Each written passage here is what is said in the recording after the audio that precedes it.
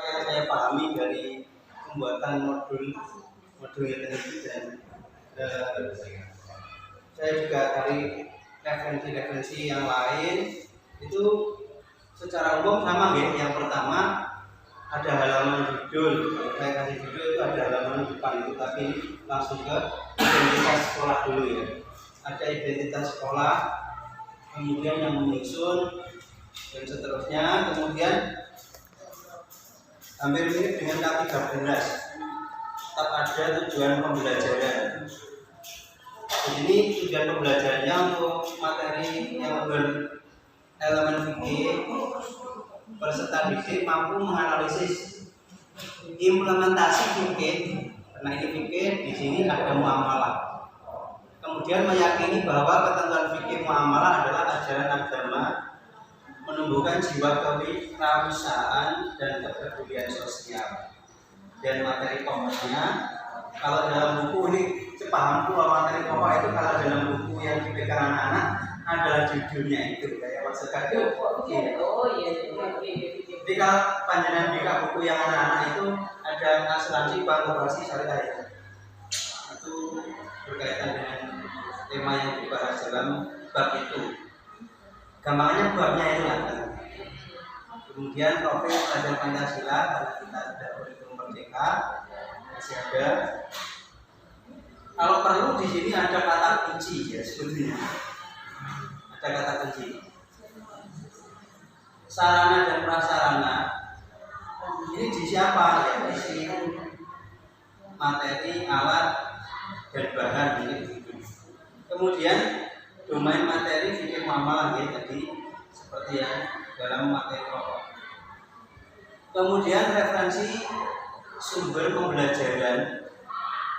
Nah, kemudian muamalah berkaitan dengan asuransi itu kan diatur undang-undang ada mengutip dari itu juga tidak dari kitab-kitab yang kita kaji juga, tetapi aturan undang-undang yang mengatur tentang fikih muamalah terutama tentang asuransi, kemudian bank syariah dan seterusnya itu dalam kitab korporat, tapi hanya gemblengan dalam bahasa Jawa globalnya saja. Rinciannya ya prakteknya kalau diatur dalam undang-undang sebagai itu kompilasi hukum syariat Islam. Kemudian alatnya sama laptop, LCD, whiteboard, keyboard.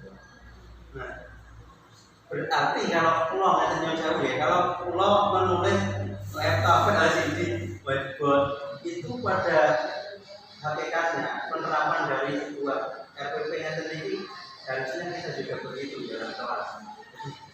Kalau saya nulis LCD berarti nanti pas pembelajaran materi tentang muamalah ini saya juga memanfaatkan LCD itu. Jadi apa gunanya ditulis di sini?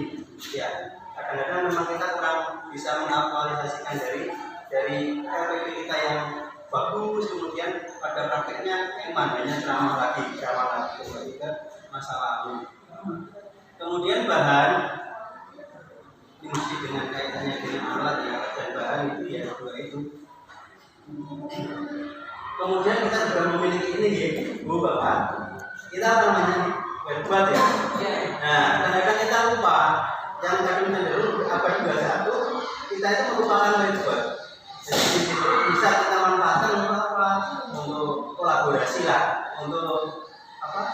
Pencampuran antara penggunaan media yang berbasis modern dengan yang model konvensional agar tidak terfokus pada alat-alat yang berbau modern, tidak meninggalkan yang lama yang masih baik. Itu seperti ya itu Ibu Eno mau dipahami. Gambarnya apa betul apa ini soal itu. Intinya soal itu. Wal aku jadi asal. Itu prinsip. Nah ini tipikal pembelajarannya umum, tidak ada kesulitan dalam mencerna dan memahami materi belajar. Kesulitan belajar memiliki gaya belajar terbatas hanya satu gaya, misalnya dengan audio, memiliki kesulitan dengan bahasa dan pemahaman materi ajar, kurang percaya diri, kemudian pencapaian tertinggi mencerna memahami. Ini mungkin berdasarkan apa? Kalau kita menemukan apa kesulitan-kesulitan itu, ya kita tulis sekalian di sini. Barangkali begitu. Iya. Kemudian model pembelajarannya quantum teaching. Saya Google. Quantum teaching itu apa? Quantum teaching itu kalau kita tanya kakek kita, itu sebuah metode belajar yang dinamis. Di sini ya tetap guru masih berinteraksi dengan siswa, akan tetapi di sini siswa tidak dijadikan objek, tapi subjek pembelajaran, subjek belajarnya itu. Nah, supaya apa tujuan pembelajarannya itu bisa mengenal kepada siswa itu sebagai yang praktek. Kemudian ada tercipta rasa kegembiraan dalam belajar. Selain itu siswa akan terpancing lebih percaya diri karena sudah dipercaya untuk sebagai subjek pelaku dari pembelajaran. Jadi kalau guru ceramah itu muridnya jadi objek sebetulnya. Tapi kalau di sini mereka lebih apa? Ya mirip-mirip seperti discovery lagi aja. Sebetulnya begitu. Arah apa pembelajaran yang aktif itu kan di situ ada discovery learning. Siswa-siswanya nanti bisa mencari sendiri materi-materi terkait dengan yang dibahas saat itu. Kemudian mereka menemukan, mengasosiasikan, terakhir mengomunikasikan hasil dari pencarian datanya. Itu biasanya masuk ke discovery. Kadang-kadang saya pakai discovery learning, kadang-kadang pakai ini quantum. Dan discovery learning bisa dikombinasikan dengan apa metode diskusi. Nah, mereka cari data, kemudian setelah mereka selesai mencari data, apa ya dikomunikasikan kelas. Di situ nanti akan menemukan apa benang merah dari masing-masing kelompok, dan pada endingnya kesimpulan. Murid menyimpulkan guru terakhir itu sebetulnya menggarisbawahi lagi penguatan dari kesimpulan anak-anak.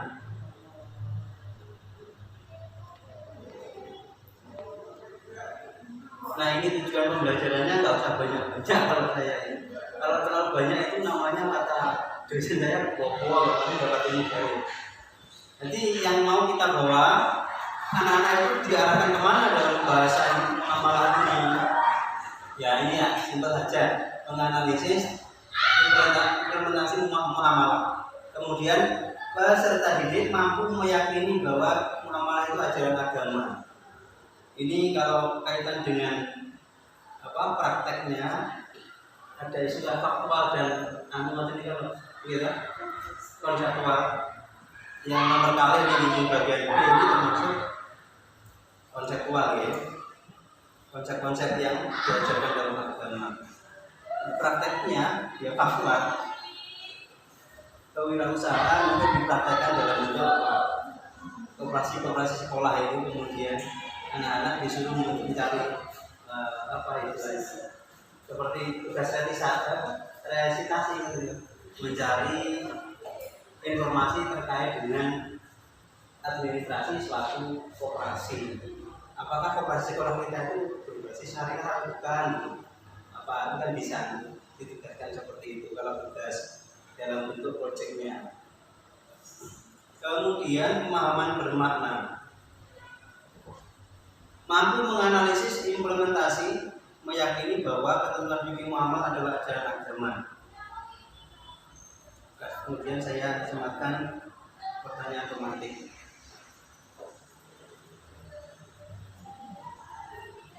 Tahukah kalian panjenengan adalah murid? Tahukah anak-anak bahwa dalam kehidupan sehari-hari kita sering menjumpai namanya orang yang suka gitu ya, rumah-rumah dari pihak leasing biasanya, dia motor, dia kadang-kadang orang yang bawa bang detail, gambarnya gitu ya. Kemudian kalau seperti itu penggunaan barang-barang model kredit itu sebetulnya siapa sih yang rugi? Lalu bagaimanakah hukumnya? Kita itu tahu kejadian itu kadang-kadang kita menganggap itu yang wajar. Padahal dalam kacamata ilmu fikih itu ternyata bisa telah lebih dalam terkait dengan hukum-hukum penerapan di masyarakat. Apakah itu termasuk riba atau bagaimana, kan di situ nanti kita bahas. Kemudian pertanyaan berikutnya, anak-anak, tahukah kalian bahwa dalam Islam terkait muamalah jual beli ataupun bisnis sudah diatur dalam agama? Ini berarti kan masih persepsi ya, masih kalau dalam penempatannya masih di depan. Jadi setelah menyiapkan anak-anak siap kesiapan mereka dalam belajar, baru pertanyaan seperti itu tadi. Jadi ini belum mencari data ya, karena belum melaksanakan quantum teaching learning tadi. Sama nih, nanti seterusnya kalau kegiatan-kegiatannya kurang lebih hampir sama dengan pulau ya, sama dengan tadi 14 itu, karena di situ nanti juga ada kegiatan inti juga, masih ada menanya, itu loh ya, menanya, mengamati, mengeksplorasi. Karena dari sini tidak mungkin tidak, kalau kita tidak mengamati, mana mungkin bisa menyimpulkan. Kalau mengamati, misalkan kita putarkan video seperti film misalkan tentang muamalah, harus ada stimulusnya ya dari video. Kemudian anak-anak mencerna, mengamati, baru menanya melalui diskusi mungkin begitu. Kemudian dieksplorasi, mengasosiasi dan mengomunikasikan. Penutup. Nah, asesmennya terlapis seperti ini. Ada diagnostik. Ini untuk mendiagnosa seperti seorang dokter. Ini kira-kira anak-anak sudah paham atau belum dengan materi ini. Nah, itu biasanya hanya kalau namun pertanyaan saja, bukan observasi. Ini kalau tadi lebih kepada wawancara secara pribadi pertama. Jadi kalau secara umum pertanyaannya ya bisa dinikmati oleh seluruh kelas. Tapi kalau observasi itu mungkin melalui wawancara juga sangat dengan pertanyaan-pertanyaan itu.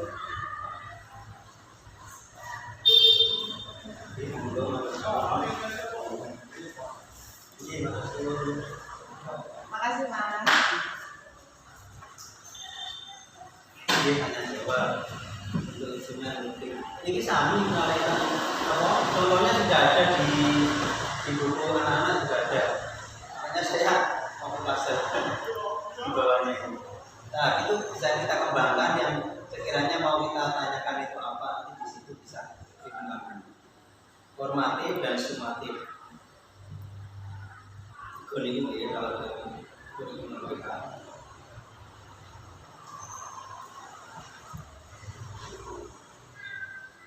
Nah ini pengayaan. Apakah sama pengayaan dengan remedial? Karena di sini ditulis masing-masing tentu tidak sama. Kan ada namanya. Biasanya kita kalau ngajar terus kemudian ternyata ini anak-anak yang di bawah KKM cuma anak 5 atau separuh lebih, itu semuanya di bawah KKM atau yang kita tentukan sebagai batas minimal penilaian itu. Nah itu langkah kita bagaimana? Apakah ya anak biar di bawah 70 bawahnya KKM ini serta maklum, terus nanti dibiarkan saja? Ternyata ada namanya pengayaan. Nah pengayaan itu bisa bersifat penilaian ulang, atau kalau Jawa ini Jawa ini namanya tapi ada juga yang hanya guru itu tidak mau mengambil nilai ulang, tetapi menjadikan pengayaan itu sebagai bentuk penyampaian materi secara diulang dengan tema yang sama, tetapi porsinya yang berbeda. Hanya mengambil poin-poin yang penting yang belum tersampaikan kepada anak-anak. Artinya yang belum dikuasai anak-anak dalam penilaian tadi yang mana saja. Jadi di situ seorang guru masih diperkenankan untuk menyampaikan materi, tapi tidak untuk kembali mengulang dari awal.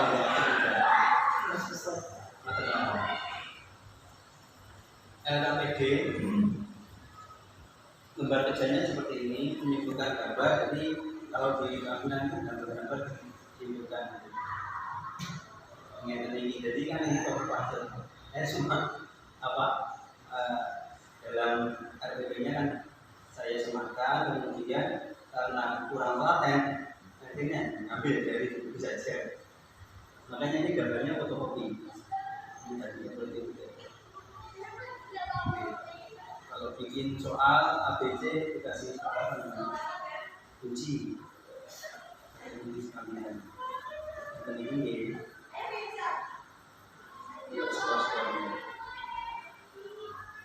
boleh dijadikan pengayaan tadi yang saya blok.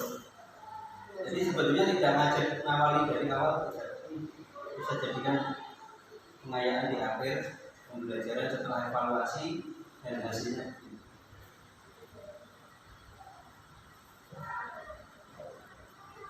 Terus direvisi dalam bukunya itu pertanyaan kalau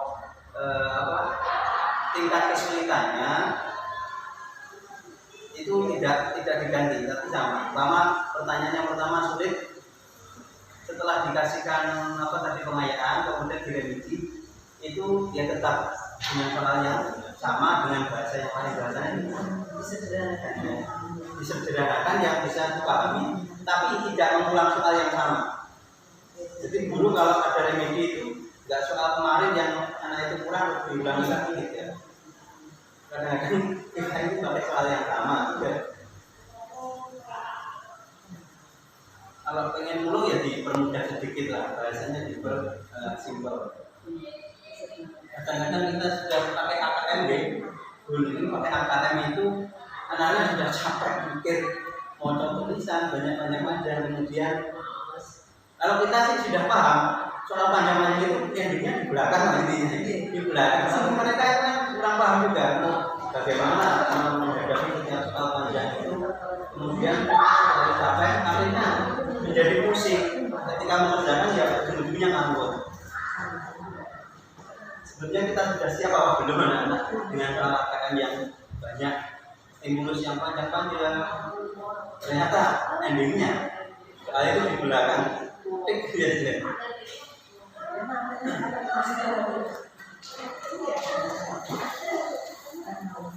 Oh ya, kalau bikin soal harus yang beragam, jadi kan jangan buat saja menganalisa, tapi kadang-kadang dihafalan. Misalkan formula ada berapa itu kan sudah termasuk dalam hafalan.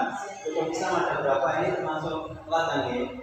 Yang buat itu analisa. Karena ketika Ahmad pergi ke Surabaya, kemudian dia berangkat waktu zuhur, misalkan berangkat zuhur, kemudian dia berniat untuk masalah jamak, kemudian waktunya suruh mikir, itu namanya sudah analisa ya. Itu sulit, itu bahasanya adalah hal. Jadi kudu di yang mudah biar anak-anak nanti tidak kesulitan nilainya itu dalam mendapatkan nilai. Inovasi.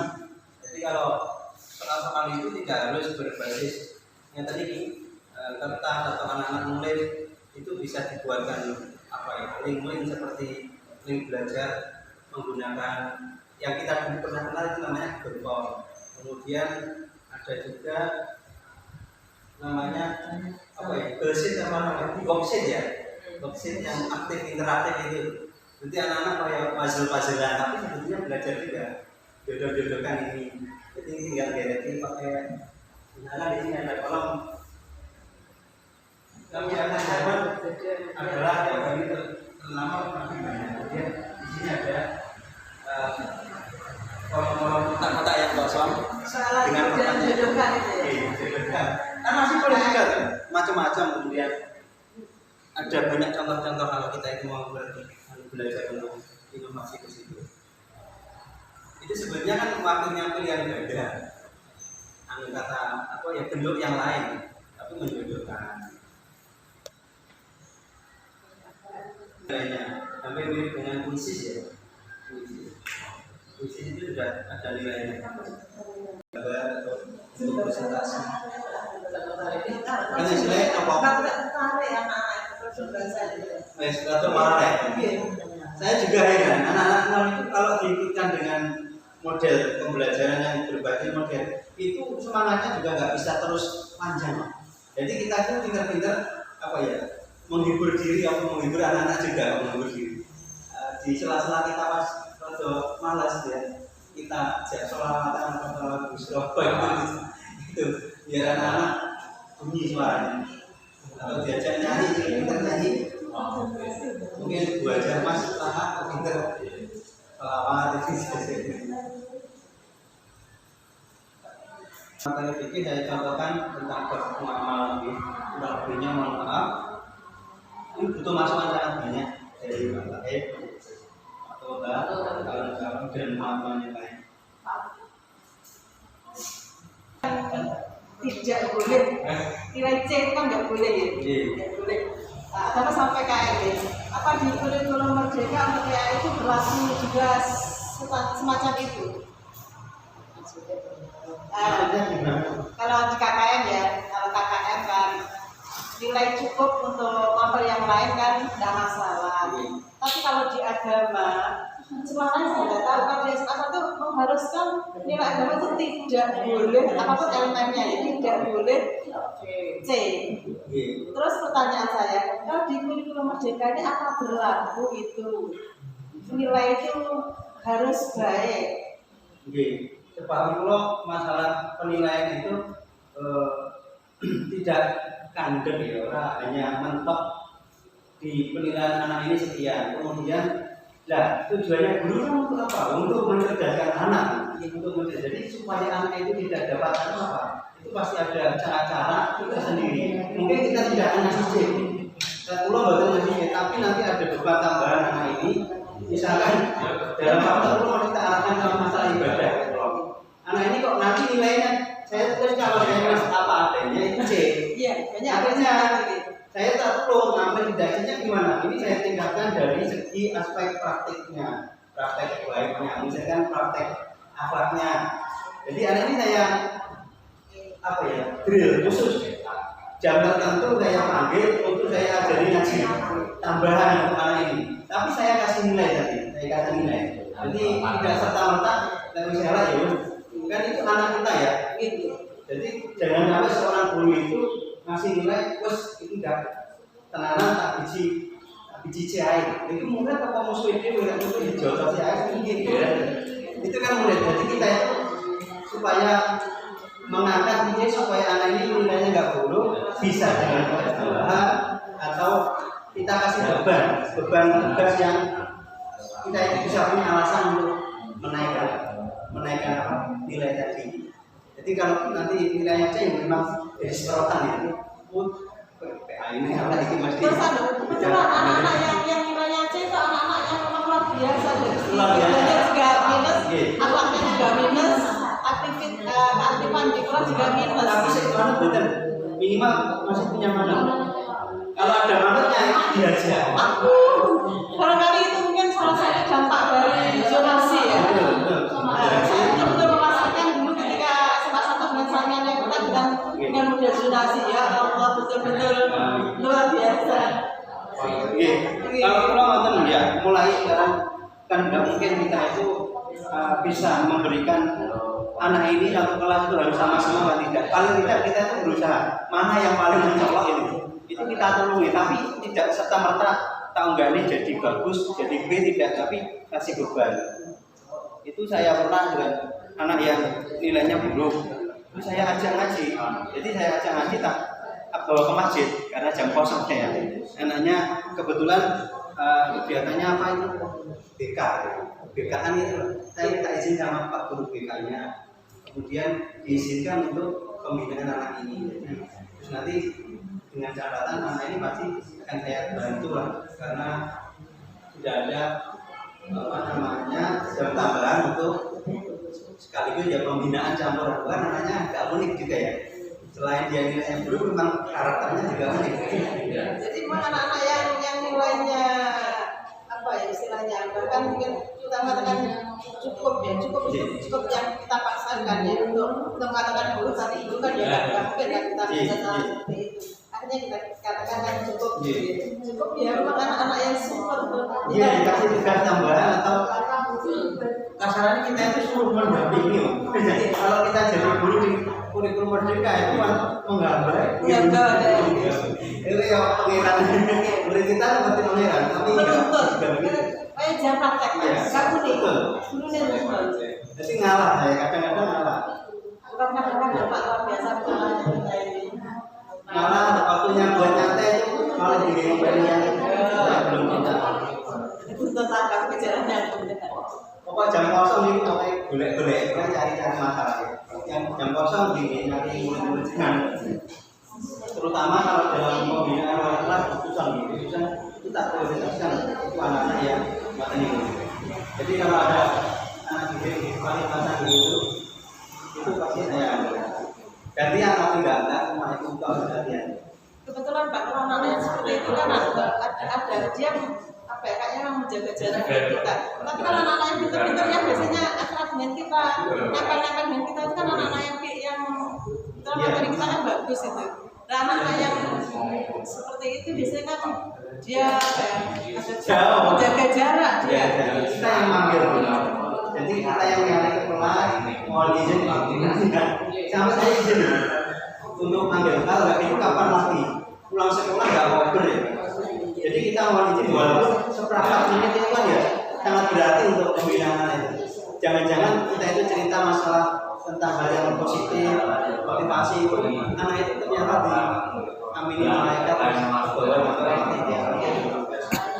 pokoknya jadi salah satu dari bentuk menggambarkan gitu kita cari-cari kesempatan untuk bagaimana kita itu membantu, membina, mendampingi intinya berusaha bagaimana supaya anak itu baik semaksimal sebisa yang kita lakukan sampai kadang kok pengen marah itu nggak jadi ya gara-gara ini kita itu hamba jadi nggak jadi gara-gara ini karena nanti kalau ngumpul juga bahaya kalau nggak ngumpul ya gemes-gemes akhirnya dia jangan ngaji aja biar tidak panas akhirnya saya paling adem terus digoreng ngaji